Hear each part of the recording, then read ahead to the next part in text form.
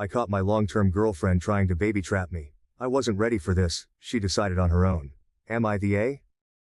2 years into our relationship, and I find myself at a crossroads, grappling with a mix of betrayal, confusion, and an overwhelming sense of loss.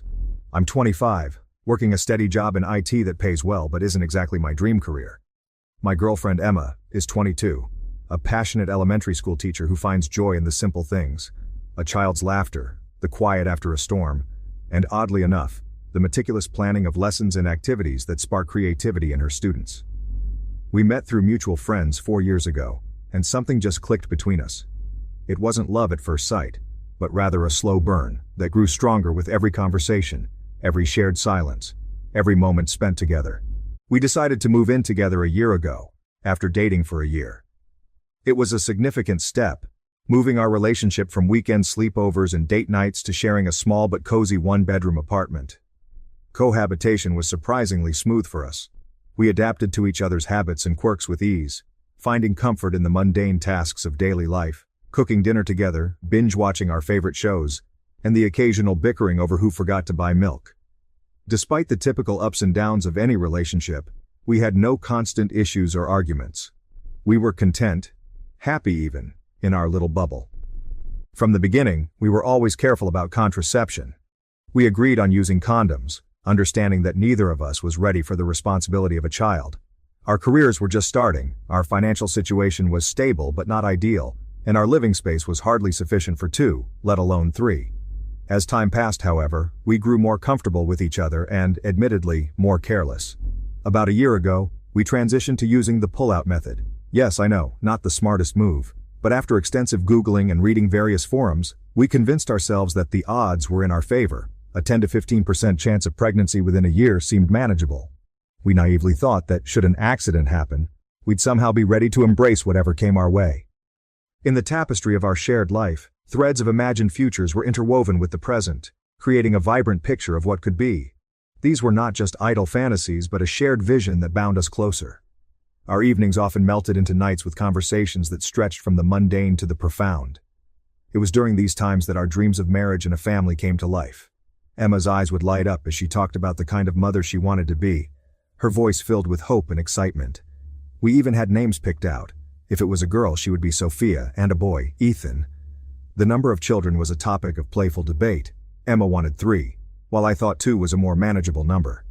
These discussions were our way of painting a future together, a testament to the seriousness with which we viewed our relationship. It was in one of these moments, lying on the couch with Emma's head resting on my shoulder, that she showed me a TikTok reel of a baby giggling uncontrollably as his father blew raspberries on his belly. We laughed together, and in her laughter I heard the echoes of our future happiness. These moments were sacred, a glimpse into a life we both yearned for when the time was right. But therein lay the unspoken tension: timing. We agreed time and again that now was not that time. Our dreams were just that, dreams to be realized when we were ready, financially and emotionally. However, the discord in our shared dreams began to surface one evening. It had been a mundane Thursday in every way up to that point, which had turned our peaceful lives upside down. I came home earlier than usual thanks to a stable and peaceful job. I called her and told her I would be home soon and wanted to have a romantic dinner with her. I walked into the house, holding a bouquet of roses to give to her. Emma looked beautiful in a red silk dress. On the table there are romantic scents and flowers. I told myself, we're going to have a great night. That night we had sex. I finished her. While I went to the other room to get a towel to dry her off, I returned to the bedroom and noticed something strange. She had my sperm on her finger and was taking it inside herself. According to her app, it was her ovulation time and had been for the past few days. I obviously was in complete shock since I've never been in this situation before. She has been my first sexual relationship. I straight up asked her what she was doing. She looked at me and didn't say anything, or at least looked like she didn't know what to say. I asked her if she was doing what I thought she was doing, and she nodded her head and said she was sorry. She just really wanted to have a kid and got mixed signals. She apologized, over and over. She didn't sleep all night. She said she just got the urge, and didn't think twice because of how we're living together. And I must not care that much because I used the pull-out method. In that moment, the air in the room felt frozen, heavy with the weight of Emma's admission, and the silence that followed. My mind raced, trying to process what had just happened. The trust I thought we shared shattered by her actions.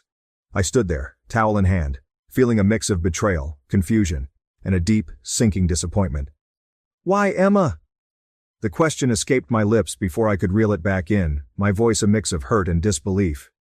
"We talked about this, about waiting, about being ready." She sat up, the silence between us stretching. When she finally spoke, her voice was small, filled with regret. I know we did. I thought maybe if it just happened, you'd be happy about it. I see how you are with our friends' kids, and I thought..." Her words trailed off, leaving the unsaid hanging between us. The realization that she had been willing to make such a life-altering decision without my consent, based on what she perceived as mixed signals, felt like a blow. It wasn't just the act itself, but the implication that she didn't trust us enough to make this decision together that stung the most. I sat down beside her, the anger giving way to a profound sadness. "Emma, wanting a child isn't wrong, but how you went about it, that's not how we make decisions, especially not ones as big as this." She looked away, tears starting to form in her eyes. "I'm sorry, I got scared. Scared that we'd keep waiting for the right time, and it would never come. I love you, and I thought this would bring us closer." Her apology, sincere as it was, couldn't immediately mend the rift her actions had caused. This isn't just about timing, Emma. It's about trust. And right now, I don't know if I can trust you," I said, the words heavy in my mouth. We sat in silence, the gravity of the situation settling around us. The night that was supposed to be a celebration of us had turned into a crossroads for our relationship. It was clear that apologies wouldn't be enough to navigate through this. We needed to talk, really talk about our future, our expectations, and how to rebuild the trust that had been broken. "I think we need some time," I finally said, my heart heavy. "Time to think about what we really want, and whether we can move past this." Emma nodded, her voice barely a whisper. "I understand." My happy accident fantasy, the one we'd both entertained with a cavalier disregard for the consequences, had morphed into something sinister. This wasn't a playful discussion anymore. This was a calculated move, a manipulation veiled in the guise of fate. A cold anger began to simmer within me, threatening to boil over. The days following my inadvertent discovery were a blur of confusion and turmoil. Each moment spent in silence was a moment filled with the noise of my own doubts and fears. The thought of confronting Emma filled me with an indescribable dread, yet the alternative of living in a state of perpetual doubt was equally unbearable. In an attempt to quell the storm within, I turned to the anonymity of the internet, searching for stories similar to mine, seeking advice from those who had walked this path before. In the wake of our confrontation, a heavy silence settled over our apartment. The air felt thick with unspoken words, charged with the tension of our unresolved issues. Emma and I moved around each other cautiously, as if navigating a minefield, afraid that any misstep might reignite the conflict. Our conversations, once filled with laughter and dreams of the future, were now clipped and strained, focusing on the mundane tasks of daily living to avoid delving into the emotional turmoil that lay just beneath the surface. My emotional state was a tumultuous sea of confusion, anger, and sorrow. I found myself oscillating between moments of profound sadness for what we might lose and flashes of anger at the betrayal I felt. Sleep was elusive, and when it came, it brought no relief, only dreams that replayed our confrontation in endless loops. Seeking solace, I reached out to friends and family, each conversation a lifeline thrown into the swirling waters of my despair. My best friend Mark listened with a sympathetic ear, offering the kind of blunt advice that only a lifelong friend could. "You need to think about what's best for you," he said, a reminder that my well-being was paramount. His words, though harsh, were a balm to my wounded heart, a reminder that I was not alone. My sister, on the other hand, offered a different perspective. "People make mistakes," she reminded me, her voice gentle. "What matters is how they try to fix them." Her advice spoke to the part of me that still clung to the love Emma and I shared, suggesting that forgiveness, though difficult, might lead to healing. Amidst these conflicting voices, I sought professional guidance, hoping a counselor could offer the impartial advice I so desperately needed. Dr. Harris, with her calm demeanor and thoughtful questions, provided a safe space to explore my feelings. She encouraged me to consider not only the emotional impact of Emma's actions, but also the underlying issues that might have led to them. "Understanding is the first step towards healing," she said, a statement that resonated with me. The advice I received was as varied as the emotions that racked me. Mark's words urged me to protect myself, to consider the possibility of a future without Emma. My sister's advice, meanwhile, nudged me towards empathy and forgiveness, towards the potential for growth and healing within our relationship. And Dr. Harris? She offered a path forward, a way to navigate the complex web of feelings and decisions that lay ahead. I thought of our beginnings, the ease of our laughter, the depth of our conversations, and how effortlessly our lives had intertwined. Then, I considered the breach of trust, the weight of betrayal that had settled between us. The balance was delicate, the scales tipping with each day spent in contemplation. The decision, when it came, was not heralded by a moment of clarity or a dramatic revelation.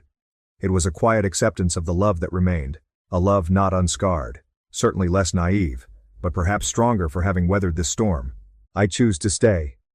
The decision was not an absolution of Emma's actions, nor was it a denial of the pain that had been caused. It was, instead, a commitment to us, to the potential of what we could rebuild together, acknowledging the scars that would mark us, but also the growth that could emerge from healing. Sitting across from Emma, the words were difficult to find, the weight of them heavier than I had anticipated. "I love you," I began, the truth of those words undiminished by the challenges we faced. "And I believe in us, enough to want to try, to work through this together." The relief in her eyes was immediate, a lightness returning to her that I hadn't seen in weeks. But there were conditions, necessary foundations for the long process of rebuilding trust. "We need honesty, complete and unwavering," I said, holding her gaze. "And counseling. Together. We have to understand why this happened, and how we can move forward without fear of repeating the same mistakes." Emma agreed without hesitation, the seriousness of her nod an acknowledgement of the work that lay ahead for both of us. The road to healing would be long, marked by moments of doubt, fear, and perhaps even regression. But the decision to face that road together was a testament to the resilience of our love. We learned to communicate in ways we never had before, expressing our fears, our hopes, and our needs without the shadows of doubt that had plagued us. Emma's actions, once the source of my deepest pain, became a testament to her commitment to change, to prove that our relationship was worth the effort. But the journey was not without its setbacks. There were days when the hurt resurfaced with a vengeance, days when the chasm between us seemed insurmountable. On those days, the decision to stay felt like a Herculean effort, a test of my capacity for forgiveness. Yet, as the weeks turned into months, the foundation we were building became stronger, more resilient. The love that had once felt fragile, threatened by deceit, began to flourish again, tempered by the trials we had faced. Deciding to stay with Emma was a decision to embrace the complexities of love, to acknowledge that perfection is an illusion, and that growth often comes from the most unexpected and challenging circumstances. It was a commitment to not only forgive but to understand, to not only love but to choose love, even when the path was difficult. The consequences of my decision were profound, affecting every aspect of our lives. We emerged from the experience changed, not just as individuals but as a couple. The trust that had been shattered was slowly being rebuilt, piece by painstaking piece. Our relationship, once defined by what had been lost, was now marked by what we were striving to regain. In choosing to stay, I chose the uncertainty of the future over the certainty of the past. It was a leap of faith, a belief in the power of love and forgiveness. Emma and I, once on the brink of separation, now stood together, facing whatever the future might hold, united by a renewed commitment to each other and to the values that had guided me to my decision. This decision, born from the deepest emotional turmoil, was my testament to the enduring power of love, a love that had been tested, but emerged stronger, more resilient. It was a choice not just for the present, but for the future we hope to build together. A future where honesty, trust, and love were not just ideals, but the very foundation of our life together. Thank you for watching. If you haven't subscribed, my parents wanted me to marry someone who was equal in wealth and status, so I had to give up a very meaningful long-distance relationship by throwing myself into another potential relationship. Growing up in an affluent family where lineage and legacy were as crucial as the air we breathed, I, Doria, always knew that expectations loomed large over every decision. My parents, both scions of venerable families, held not just wealth but a certain status that came with responsibilities and unspoken rules. In the circles we frequented, gala dinners, charity balls, and high-profile weddings, every interaction was subtly underscored by considerations of social standing and marital alliances. My parents, both products of similarly strategic marriages, seemed content, or at least compliant, with the life they had constructed together. From a young age, they impressed upon me that marriage was as much about enhancing familial ties and securing economic stability, as it was about personal compatibility. It's not just whom you marry, my father would often say, but what that union brings to the family that matters. Amidst this backdrop of opulent expectation, I met Darren during a study abroad program in college. Unlike my high society acquaintances back home, Darren came from a modest background and carried an air of freedom that was both alluring and terrifying to someone like me. Our connection was instantaneous and profound. We shared long conversations into the night, dreams of a future unconstrained by the rigid frameworks of our upbringings. But as our semester abroad waned, the reality of maintaining a relationship over thousands of miles began to set in. Our connection deepened with each passing day, fostered by the shared discovery of a foreign land and the exhilarating freedom it offered from our usual constraints. We were two souls unburdened by the expectations that typically defined our lives back home. In Darren, I found not just a partner, but a kindred spirit who understood my quirks and dreams. Our love was a vibrant tapestry of shared adventures, late-night conversations under starlit skies, and promises of a future together. However, as the program neared its end, the reality of our geographical separation loomed large. Returning to our respective countries, thousands of miles apart, introduced the first major test of our relationship. The challenges were manifold. Time differences and conflicting schedules often turned our attempts at communication into exercises of patience and persistence. The physical absence was palpable. Each missed call or delayed message felt like a widening gap between our worlds. Yet, we persevered, driven by a love that felt like it could overcome even the staunchest barriers. Maintaining our bond across continents presented logistical and emotional challenges. Scheduling calls across different time zones required meticulous planning and often led to sleep-deprived nights. Each missed connection or delayed response sowed tiny seeds of doubt and loneliness, testing our resolve. The physical absence was a constant ache, an empty space that no amount of digital communication could fully satiate. Yet, our commitment didn't waver. We filled letters with dreams of reunions and plans for a future where distance would no longer separate us. Parallel to this, the pressures from my parents about marriage and expectations began to intensify. Raised in a world where social status and connections were paramount, they viewed marriage not just as a union of two individuals but as a strategic alliance that could enhance familial prestige and economic opportunities. They were unaware of the depth of my relationship with Darren, a fact I kept hidden, knowing well their expectations. Back home, the pressure from my parents didn't wane. They were unaware of the depth of my relationship with Darren but sensed my increasing distraction. "We hope you understand the importance of choosing someone suitable," my mother would often remind me, her tone both caring and cautionary. "Someone who understands our way of life and can uphold the responsibilities that come with our family name." Their hints were not subtle, often dropping names of eligible bachelors from families whose social credentials matched or exceeded our own. Each mention of a potential match was a clear signal of their expectations. They envisioned a partner for me who was not just a companion but a strategic alliance, someone who could merge wealth and influence as adeptly as they had. Among these suggestions was Vuthi, a man whose social and financial stature impeccably matched the criteria set by my family. Their idea of a suitable match was someone like Vuthi, a family friend who was the epitome of propriety and social stature. Vuthi was well aware of the unspoken rules of our social circle, his life trajectory meticulously planned to uphold and advance his family's legacy. My parents often hinted at the benefits of such a match, citing Vuthi's accomplishments and his family's esteemed position in society. They stressed the importance of preserving our lifestyle and the responsibilities that came with our heritage, often making pointed remarks about the advantages of marrying someone who understood our values. Each mention of Vuthi or any other eligible bachelor was a clear reminder of the life they envisioned for me, a life that felt increasingly at odds with the one I imagined with Darren. As these two contrasting expectations collided, I found myself caught in a tumultuous internal struggle. Choosing Darren meant defying familial expectations and facing potential ostracism. Choosing to comply meant sacrificing a love that felt once in a lifetime. This conflict laid the groundwork for a decision that would not only define my future but also challenge the very foundations of my identity and values. As the months passed, the dichotomy between my secret love for Darren and my public facade of the dutiful daughter grew starker. Each conversation about my future, laden with implications of duty and tradition, felt like a gentle nudge towards a path that I was increasingly unsure I wanted to follow. Yet, the thought of disappointing my parents, of turning my back on the life they had envisioned for me, was daunting. Caught between the deep, genuine love I had for Darren and the weight of familial expectations, I stood at a crossroads, not just of choice, but of identity and true desire. After our semester in Italy came to an end, Darren and I found ourselves back in our respective countries, him in Canada, and me in the US. We were now separated by thousands of miles and several time zones, a vast expanse that transformed our daily interactions from shared coffees and walks through historic streets to texts, emails, and video calls. It was a jarring shift, one that we tackled with a mix of optimism and pragmatic determination. Our relationship, born in the serendipitous freedom of a study abroad program, had to mature quickly in the face of real-world challenges. We established routines to bridge the gap, morning texts to share our dreams from the night before, afternoon recounting our days, and nightly video calls to say goodnight, often falling asleep with the other still on the screen.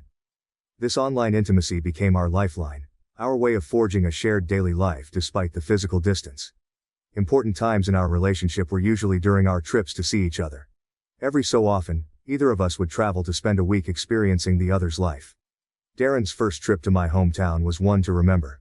I showed him my go-to spots, like the snug bookstore that served the best coffee, and the secret river trails.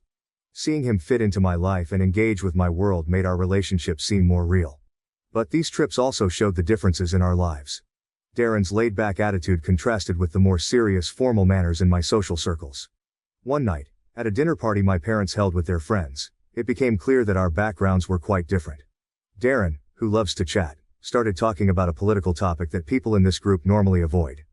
The atmosphere in the room changed. You could almost hear people's silent judgment. Afterwards, my mom pulled me aside, looking both worried and irritated. She said, "Darren is a charming fellow, but he doesn't get our customs. This isn't just about being polite, Doria. It's about finding someone who can fit into our world," she told me gently. Despite these challenges, Darren and I continued to find joy in our shared moments, whether virtual or in person. One significant moment was our shared birthday celebration. We had birthdays just days apart. Darren surprised me by arranging a virtual dinner date. He sent the same meal to my apartment from a local gourmet restaurant, and we dressed up as if going out. We ate, laughed, and opened gifts over video, creating a sense of closeness that defied the physical miles between us. Yet the strain of maintaining such a relationship was never far from the surface. Each goodbye at the end of visits grew harder, the return to our separate lives more jarring. Our digital communications, while vital, couldn't fully compensate for the lack of physical presence. We began to face the inevitable frustrations and miscommunications that come with long-distance relationships. Messages could be misinterpreted, and delays in replies often spiraled into unnecessary conflicts. Amidst this, the pressure from my parents didn't wane. They watched my growing attachment to Darren with increasing disapproval.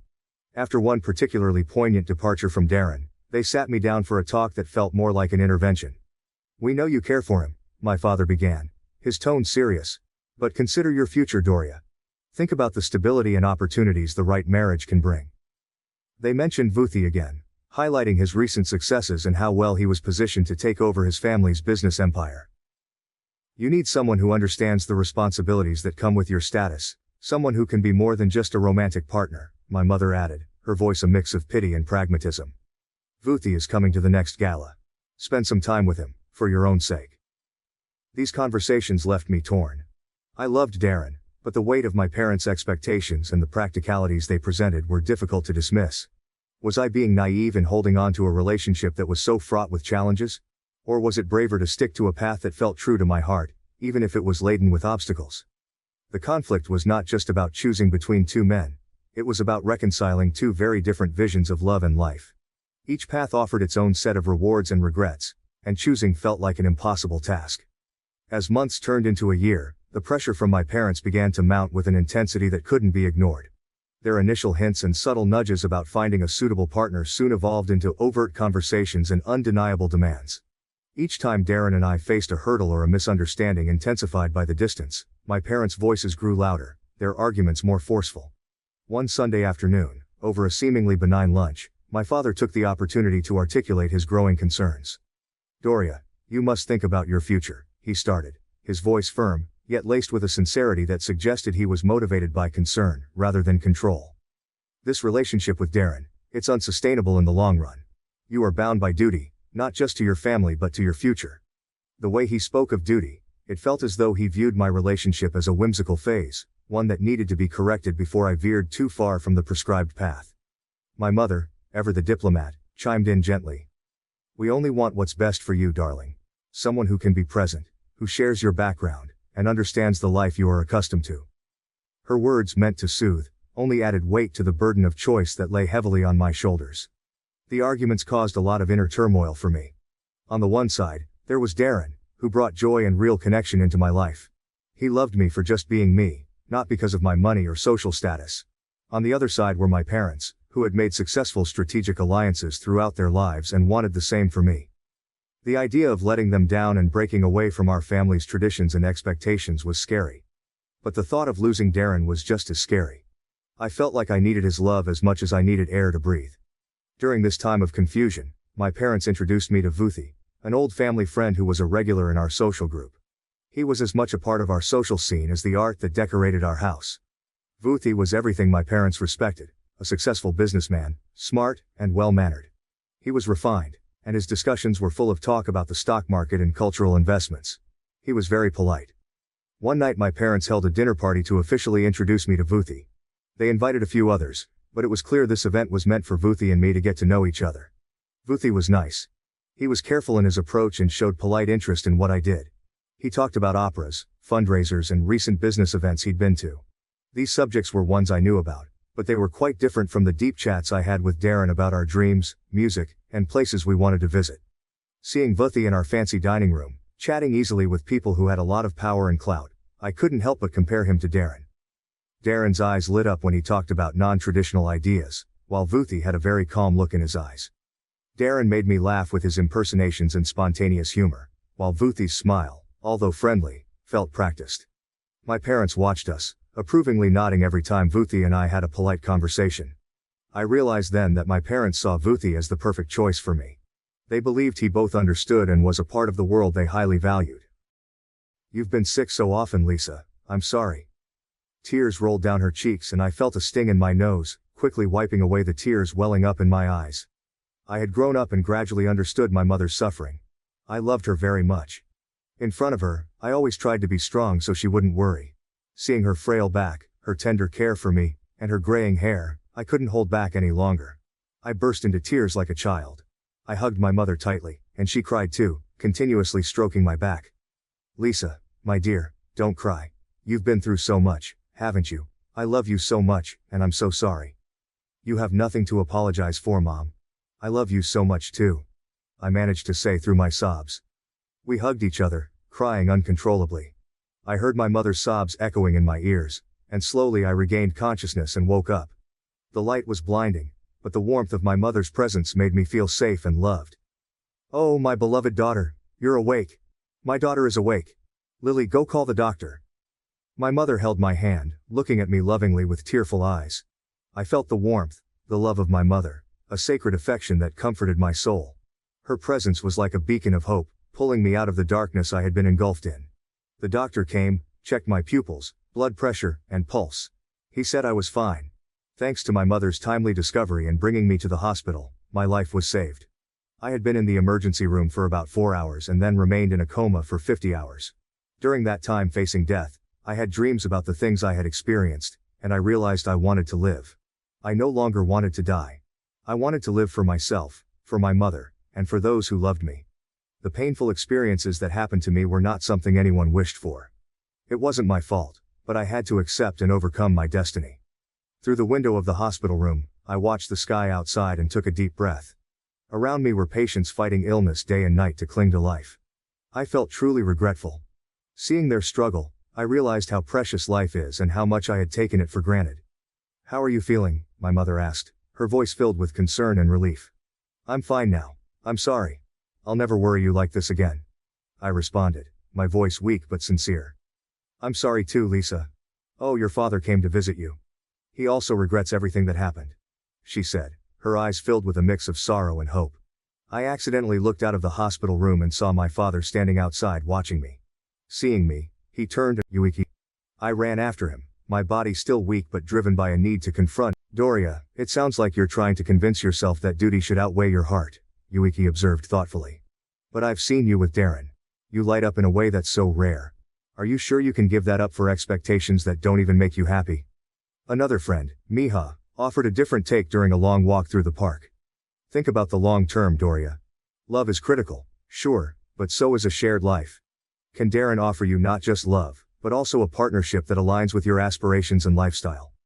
Each conversation left me more conflicted than the last, feeling torn between the ideals of romantic love and the practicalities of a shared future within my social standing. My nights were restless, filled with dreams of different scenarios playing out, some ending in happiness and others in regret. Moments of doubt crept in often. There were days I'd find myself at my desk, staring out the window, lost in thoughts about whether my feelings for Darren were amplified by the drama of our situation. Was it the thrill of the forbidden and the challenge of distance that made our connection feel more intense? Or was it truly the once-in-a-lifetime love it seemed to be? I questioned, too, my apprehensions about Vuthi. Was I being unfair to him, judging our potential future not by what it could genuinely offer, but by what it lacked in passion compared to what I had with Darren? Vuthi had never been anything but kind and considerate towards me. Could there be a deeper connection there, one that I hadn't allowed myself to explore fully because of my feelings for Darren? One night, when I felt especially stressed, I sat down at my piano. I've often found peace there. My fingers moved across the keys. The music seemed to tell a story of possibilities and sadness, like a mirror of the storm inside me. In that calm moment, guided by the sad tunes, I realized no amount of thinking could tell me the right choice. The question was what I could stand to lose and what I couldn't live without. This problem wasn't just about choosing between two men. It was more about deciding the kind of life I wanted to live. Was I willing to lose a love that filled my heart to keep my family's approval and the comfort of my social group? Or was I ready to deal with the fallout of putting my happiness first in a way that might not meet expectations? Each choice had potential gains and potential losses, and choosing felt like walking a tightrope between what my heart wanted and what my responsibilities were. The decision, when it came, was neither dramatic nor sudden. It was a quiet realization, a slow, painful acknowledgement of the realities that Darren and I faced. The turning point happened during our usual video call. A call that started like any other, with smiles and stories about our day. But underneath, there was a weight, a pressure that neither of us could ignore. Darren was the first to break the silence on the matter. He sounded as if he'd given up. "Doria, I've been thinking a lot about us, about the distance, and everything your family expects from you. From us," he said hesitantly. He paused, taking a deep breath before continuing. "I know about Vuthi, and I can't help feeling like I'm holding you back from a life that might be better suited for you. One that's expected of you." The honesty in his words stung, not because they were cruel, but because they echoed the fears and doubts I'd harbored in silence. It hurt to think that Darren might feel unworthy or less than what I should have because of the world I was a part of. "Darren, you've never held me back. If anything, you've pushed me to be more myself than I ever was before," I replied, my voice choked with feelings. "But that's just it, isn't it?" Darren sighed, his face somber on the screen. "I love you, Doria, more than I thought possible. But loving someone also means considering what's best for them. And with all this distance, and your parents, and now Vuthi, I can't shake the feeling that I might not be what's best for you." The talk that came next was one of the toughest I'd ever had. We talked about old times, we fought, we cried. It was an overflow of feelings, every word heavy with memories of our time together. By the time we finished talking, we had decided. Darren and I would say goodbye, not out of hate or because we'd hurt each other, but because we both recognized, even though it was painful, that our circumstances meant we had to take different paths. After we hung up, the reality of our breakup filled me with a deep emptiness. I sat by myself, in the quiet of my room, feeling as if a part of me was forever gone. The days that came after were a haze of feeling nothing and crying, each morning a reminder of the absence of his message, each night a time of being alone. Going from the deep emotional bond I had with Darren to the formal, polite talks with Vuthi was tough. My parents, seeing my change in behavior, were quick to help and support this new relationship. Vuthi was always a gentleman, respectful and thoughtful in the way he interacted with me. He was everything my parents liked and everything a good match should be. Our initial outings were filled with awkward formality, highlighting the lack of the easygoing laughter I'd always had with Darren. I kept comparing the two relationships, which only made me feel more distant from Vuthi. Despite his good qualities and the fact that our social classes were a good match. However, as I spent more time with Vuthi, going to events and family get-togethers where he was gladly received, I started to kind of like not having to fight in this new setting. There was no need to explain or defend our relationship. It was accepted, even expected. Vuthi's understanding of my world, his easy way of dealing with the social groups I was part of, brought a certain comfort I hadn't known I missed. During these times of talking, I began to see parts of a possible future, one which was surely different from what I had pictured with Darren, but not without its own kind of happiness. It was a future built on similar backgrounds, mutual respect, and maybe, a deeper affection could develop from our matching lives with time. Deciding to end things with Darren and start a new part of my life with Vuthi was filled with emotional chaos and doubts. But it was also a choice formed by an understanding of my own values and the truths of the world I lived in. It was an acknowledgement that sometimes, love is not just about passion and connection, but also about making choices that align with one's broader life path.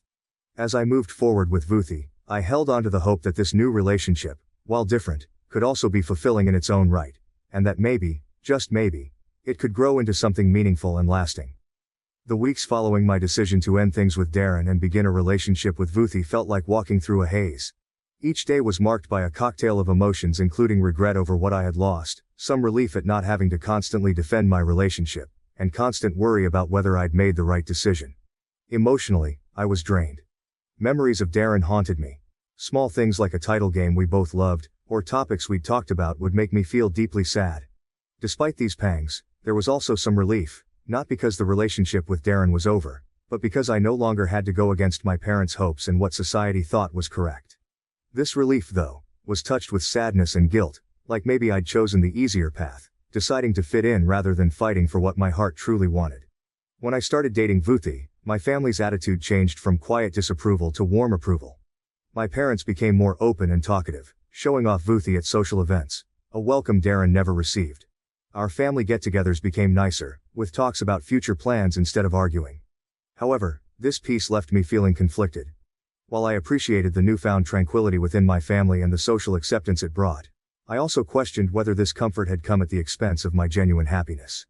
The approval from my friends and family was gratifying, yet it made me wonder if I had compromised my true self to gain their acceptance. My thinking about these sacrifices showed me that my choice wasn't just about choosing a partner but balancing love, responsibility, and personal happiness too. I saw that while I had a stable and accepted relationship, I had lost a love full of passion and challenges. This sharp exchange made me think deeply about the things I valued and those I had traded. During this reflective time, I came to some significant personal insights. I discovered that I had the ability to make difficult decisions and the determination to follow through on them. I also faced my vulnerabilities, notably my deep-seated need for parental and societal validation. This understanding made me recognize how closely my identity was tied to my family's expectations, yet it also ignited a desire for more genuine self-expression. In the end, this journey taught me that personal growth often comes from the toughest choices. It gave me a better understanding of the complexities of human relationships, the nuances of love, and the often difficult path of self-discovery. This experience showed me that every choice comes with gains and losses, and real growth needs accepting this truth, learning from it, and moving forward with a better understanding of one's desires and values. As the days became months, my public acceptance of choosing to be with Vuthi did little to calm the internal unrest that stuck around like an unfinished song. On the outside, I played the role expected of me, a girlfriend for a man who matched every the boxes my family had set. Vuthi was everything a woman in my shoes could want: kind, successful, and supportive. But deep down, there was a piece of me that remained unsettled, a whisper of what could have been that refused to be silenced. In the middle of these conflicting feelings, I couldn't help myself contacting Darren. It began with a careful message, a simple, "How are you?" that paved the way for more frequent chats. Darren, with his ever-generous heart, welcomed our interaction without hesitation. He listened as I shared my thoughts and feelings, the joy and the compromises, the fulfillment and the voids. These conversations became my refuge, a space where I could express my true self without the weight of expectations. Darren and I found a new pattern, a friendship that let me think about the roads not taken without having to worry about commitment. He understood my situation with Vuthi and offered help, urging me to find happiness wherever it may be. This touch with Darren, while very different from our old romance, brought me a sense of peace. It was a connection to who I used to be, to the dreams we once had. The future of my relationships with Vuthi and Darren is uncertain. With Vuthi, I am the girlfriend he deserves on the surface, but deep down, there are parts of my heart that he has never reached. With Darren, the love has changed into a non-romantic yet deep affection that respects the past, but doesn't try to reinvent it. The difference in these relationships mirror the inner fight between responsibility and personal want, a balance I try to find every day.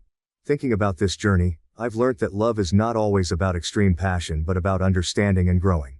Duty is not just about meeting other people's hopes but about fitting them with one's own happiness roadmap.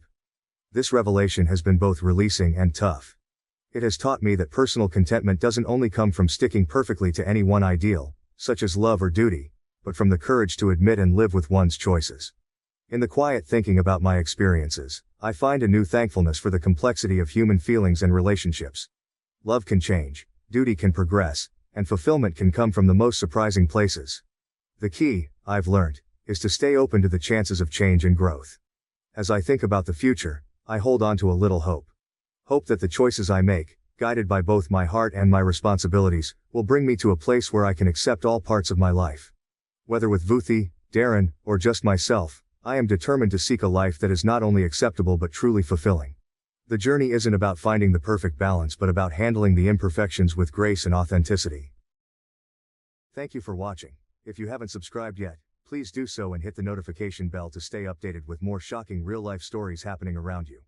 My 50-hour coma experience awakened me, adding faith and love to my life. Never have the same thoughts as I did. Have you ever fallen into despair? I certainly have. After a reckless decision, I found myself in a coma for 50 hours.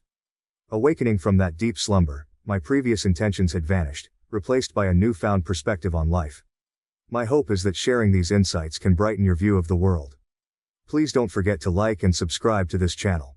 I'm Lisa, the eldest child in a financially struggling family, where I grew up with 2 younger sisters and a brother. In our home, boys were valued over girls, which meant facing numerous challenges from a young age. I was forced to leave school prematurely to work and help my mother manage the significant debts incurred by my father. Just when life seemed to be gaining meaning with the arrival of my boyfriend, Jason, my professional life crumbled as my employer went bankrupt, and I found myself jobless. During this turbulent period, I discovered Jason was seeing someone else. Overwhelmed by despair, I overdosed, leading to a 50-hour coma.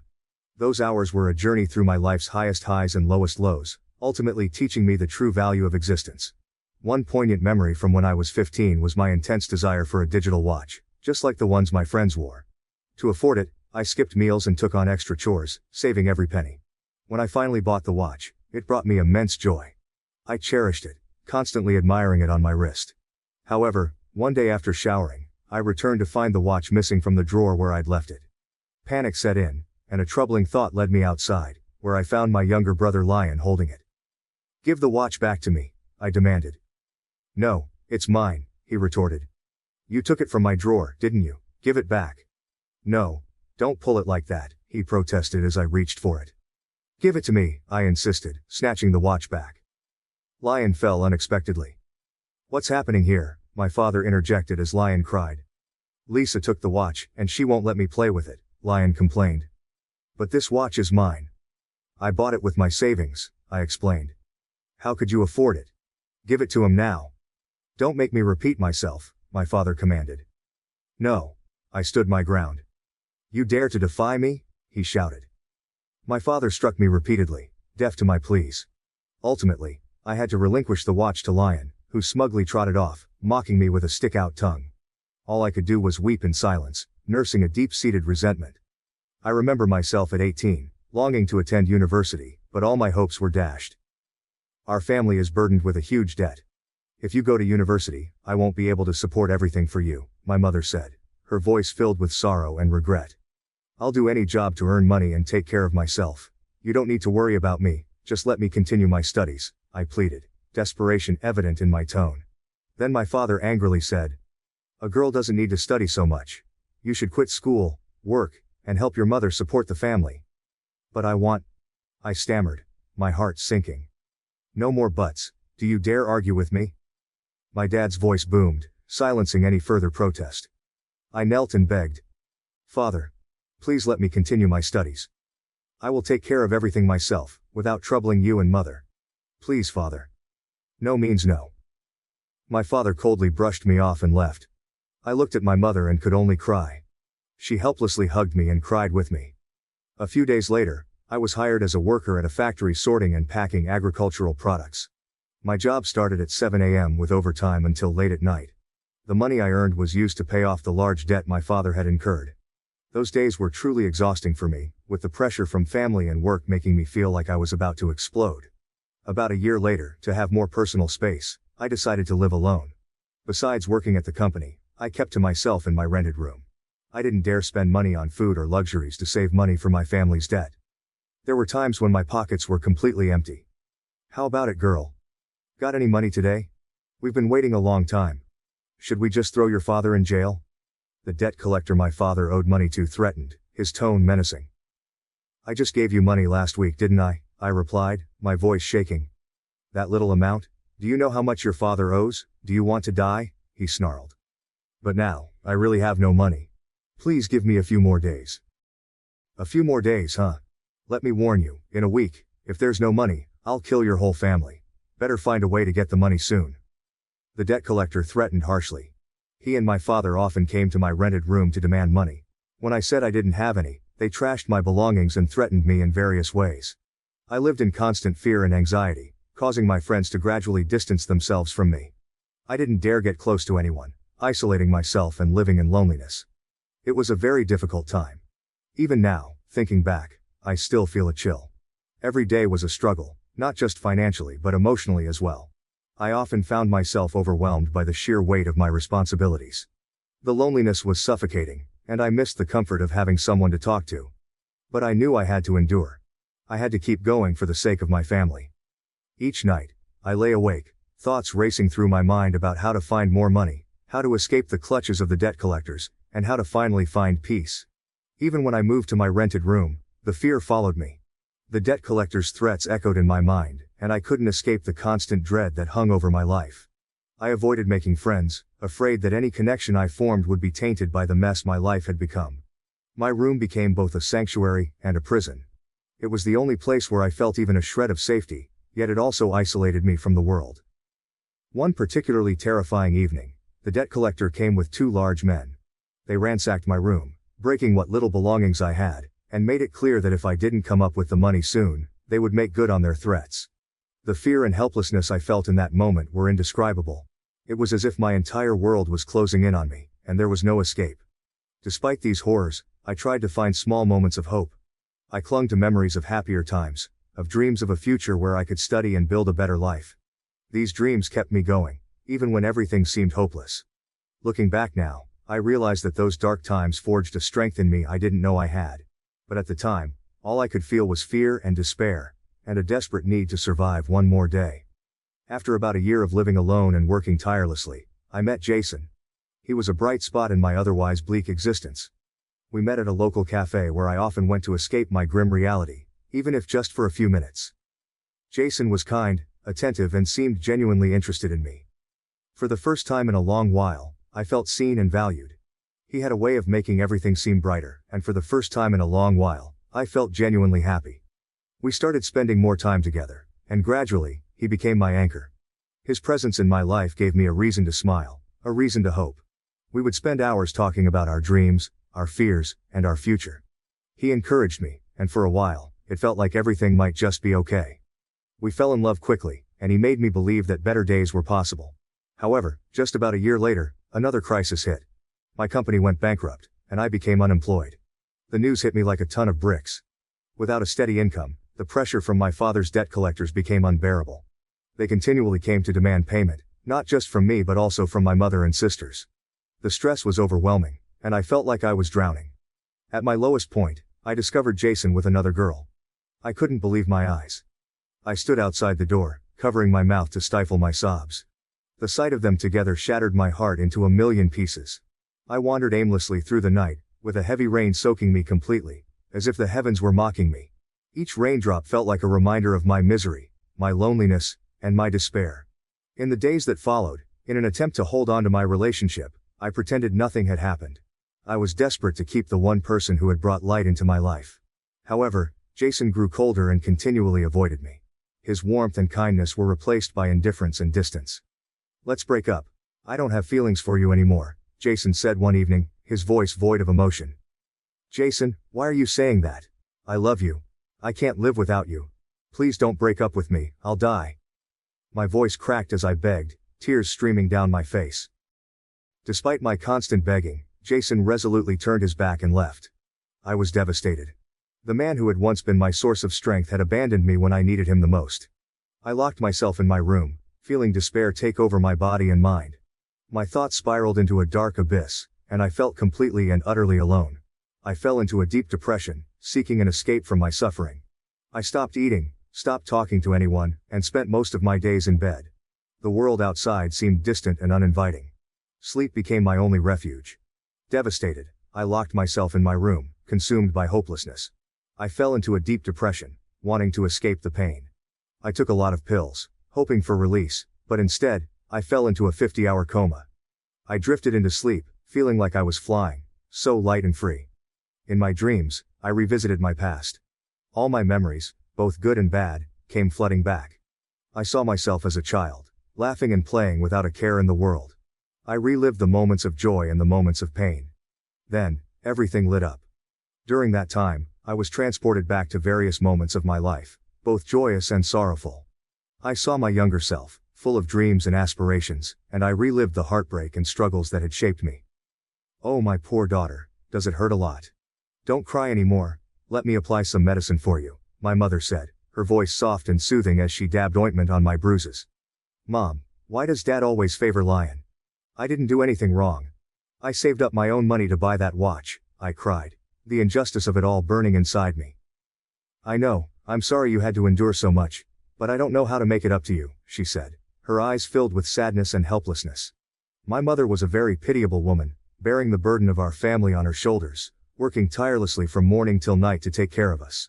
She loved me very much, but often she could only hug me and cry. Her own strength was waning, yet she always tried to be there for us, even when the weight of our family's problems seemed too much to bear. Sister Lisa, are you hurt? Let me blow on it for you, don't cry. If Dad doesn't love us, we'll love each other, my youngest sister Lily said with a child's innocent wisdom. The three of us hugged each other tightly, and my mother stroked our heads, unable to hold back her tears. Everything before my eyes blurred, replaced by the image of Jason lovingly looking at me. Moreover, Jason and I met one fateful rainy afternoon. I was walking home when it started to pour, and I was frantically looking for shelter when Jason came up behind me and covered me with his umbrella. The moment our eyes met, my heart skipped a beat. Jason had a handsome face with beautiful brown eyes that seemed to see right through me. It turned out Jason worked at a factory next to my company, and from then on, we became close. Our relationship quickly turned from friends to lovers. Despite being busy with his own work, Jason always made time for me. He cared for me deeply, supporting me through all my difficulties. He was there during the tough times, offering a listening ear and a comforting presence. Jason shared my dreams and encouraged me to keep going, no matter how hard things got. He became my strongest emotional support, the person I could rely on when everything else seemed to be falling apart. It was a time when I truly felt happy and hopeful about the future.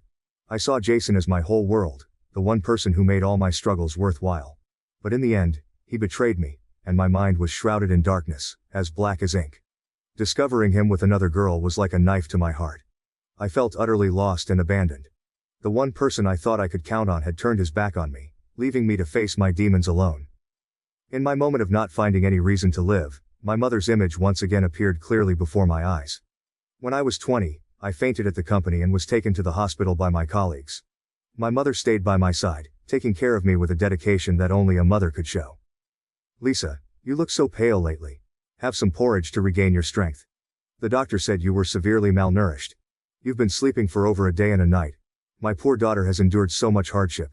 Recently, I took on more products to work on at home. Just rest, don't worry too much about money. I'll manage, my mother gently said, feeding me a spoonful of porridge. After a while, she helped me up and used a warm towel to wipe me down. Her hands were rough from years of hard work, but her touch was tender and full of love. You've been sick so often, Lisa, I'm sorry. Tears rolled down her cheeks and I felt a sting in my nose, quickly wiping away the tears welling up in my eyes. I had grown up and gradually understood my mother's suffering. I loved her very much. In front of her, I always tried to be strong so she wouldn't worry. Seeing her frail back, her tender care for me, and her graying hair, I couldn't hold back any longer. I burst into tears like a child. I hugged my mother tightly, and she cried too, continuously stroking my back. Lisa, my dear, don't cry. You've been through so much, haven't you? I love you so much, and I'm so sorry. You have nothing to apologize for, Mom. I love you so much too. I managed to say through my sobs. We hugged each other, crying uncontrollably. I heard my mother's sobs echoing in my ears, and slowly I regained consciousness and woke up. The light was blinding, but the warmth of my mother's presence made me feel safe and loved. Oh, my beloved daughter, you're awake. My daughter is awake. Lily, go call the doctor. My mother held my hand, looking at me lovingly with tearful eyes. I felt the warmth, the love of my mother, a sacred affection that comforted my soul. Her presence was like a beacon of hope, pulling me out of the darkness I had been engulfed in. The doctor came, checked my pupils, blood pressure, and pulse. He said I was fine. Thanks to my mother's timely discovery and bringing me to the hospital, my life was saved. I had been in the emergency room for about 4 hours and then remained in a coma for 50 hours. During that time facing death, I had dreams about the things I had experienced, and I realized I wanted to live. I no longer wanted to die. I wanted to live for myself, for my mother, and for those who loved me. The painful experiences that happened to me were not something anyone wished for. It wasn't my fault, but I had to accept and overcome my destiny. Through the window of the hospital room, I watched the sky outside and took a deep breath. Around me were patients fighting illness day and night to cling to life. I felt truly regretful. Seeing their struggle, I realized how precious life is and how much I had taken it for granted. "How are you feeling?" my mother asked, her voice filled with concern and relief. "I'm fine now. I'm sorry. I'll never worry you like this again," I responded, my voice weak but sincere. "I'm sorry too, Lisa. Oh, your father came to visit you. He also regrets everything that happened," she said, her eyes filled with a mix of sorrow and hope.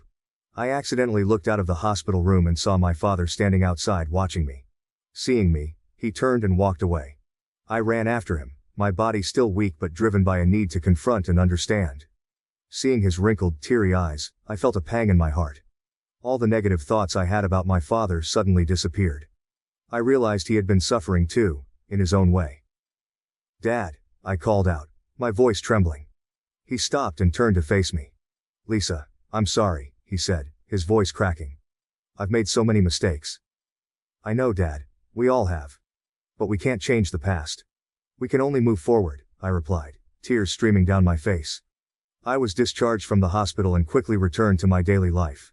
I felt a surge of positive energy flowing through my body, with beautiful things waiting for me ahead. However, life wasn't as easy as I thought. Difficulties still came and overwhelmed me. The cycle of work and money continued to consume much of my time and energy. Walking through familiar streets, memories and pain about Jason flooded back, making my heart ache. I passed the cafe where we used to meet, the park where we'd spend lazy afternoons, and the little bookshop where he'd buy me my favorite novels. Each place was a reminder of what I had lost, and yet, they also reminded me of the strength I had found within myself. Despite the recurring pain, I always tried to overcome every hardship and live better each day. The amazing experiences I had during the 50 hours of deep coma helped me awaken and believe more in life. They taught me that life is unpredictable and often harsh, but also incredibly valuable. When I woke up, everything felt different. The world seemed brighter, and I had a newfound appreciation for life.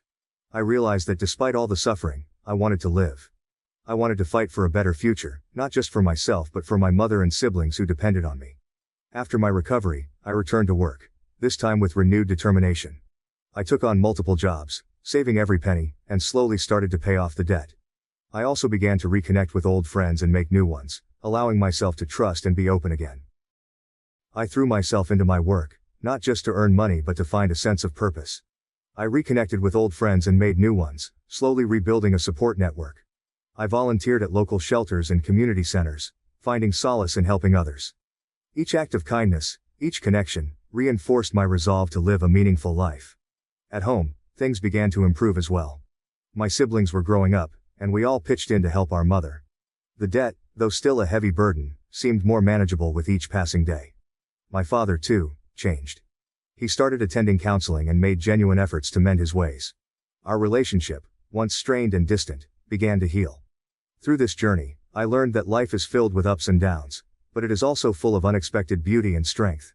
I discovered a resilience within myself that I never knew existed. Each day was a new opportunity to grow, to heal, and to build a future I could be proud of.